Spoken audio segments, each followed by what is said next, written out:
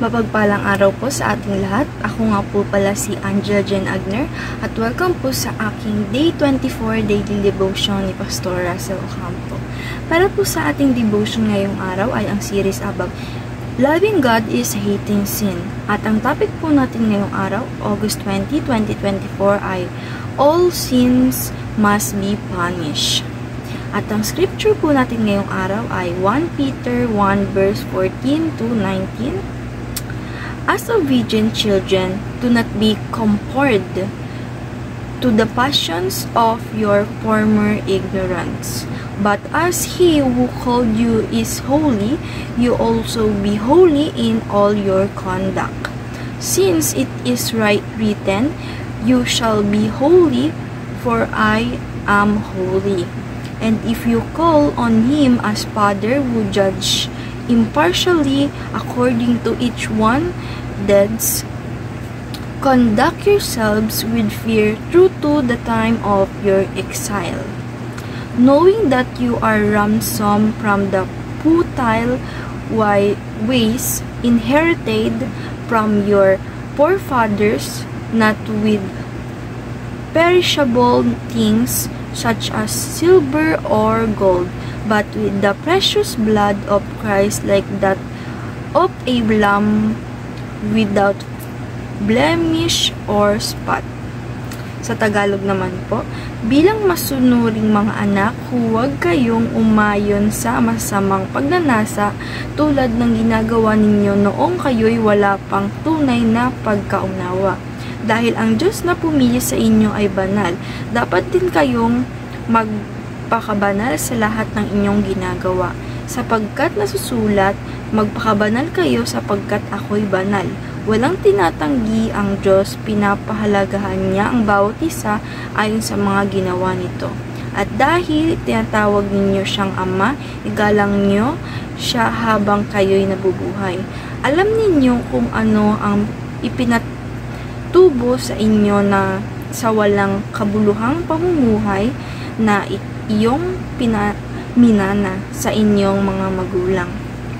Ang pinatubos sa inyo'y hindi ang mga bagay na nasisira o nauubos dahil tulad ng ginto at pila, kundi sa pamamagitan ng mahalagang dugo ni Kristo, siya ang kordero walang batik at kapintasan. Teaching number 1, God is holy and He hates sin. Ang Diyos po natin ay banal at siya ay namumuhi sa mga kasalanan. Pag tayo daw pong mga anak niya ay nagkaroon ng kasalanan, hindi niya po ito itinotolerate at binibigyan niya po ito tayo ng punishment dahil sa mga kasalanan na nagagawa natin dahil ayaw ng ating Diyos ang kasalanan at namumuhi siya dito. Teaching number 2, God hates our sinful fashion. Ang ating Diyos ay kinamumuhian ang ating makasalanang pagnanasa. At ang bawat mga kasalanan po natin na ito ay kinamumuhian ng ating Diyos dahil ayaw niya po ito. At tayo ay binibigyan ng punishment o hustisya o kapurusahan sa kasalanan natin na yun. Teaching number 3, God poured out His wrath of Christ. Sabi naman po dito na ang hustisya ng Diyos ay binuhos niya sa ating Christ. Kasi nga po, ang ating Christ ay binigyan tayo o nagsakripisyo siya sa atin parang sa mga kasalanan natin. At ito po ay pinapasalamat natin sa ating Panginoong si Kristo dahil inangkin niya yung mga kasalanan natin. Application number 1, be holy and set apart.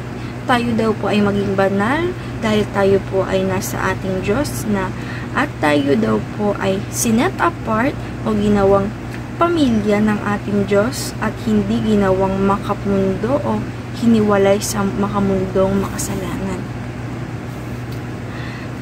2. Fear God and hate evil. Katakutan daw po natin ating Diyos o irespeto natin siya, magbigay tayo ng respeto sa Kanya, hindi lang natakot tayo, bagamat binigyan natin siya ng respeto at kamuhian ang evil spirit o si Satanas at huwag tayong gumawa ng kasamaan dahil sabi nga, kamuhian natin ito dahil kinamumuhian ito ng ating Panginoong Jesucristo.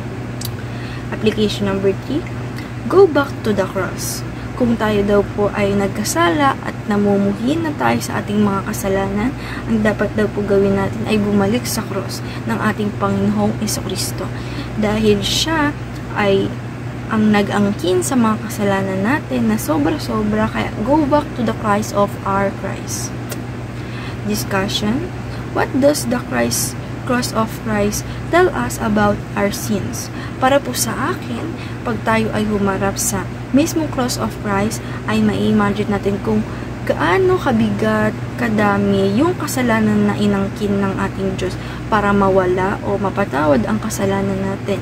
Makikita natin kung gaano kahirap at kasakit at may isip natin na dapat kamuhian na natin ang kasalanan natin at maging banal para sa inalay ng ating Diyos at maging mabuting tao na tayo.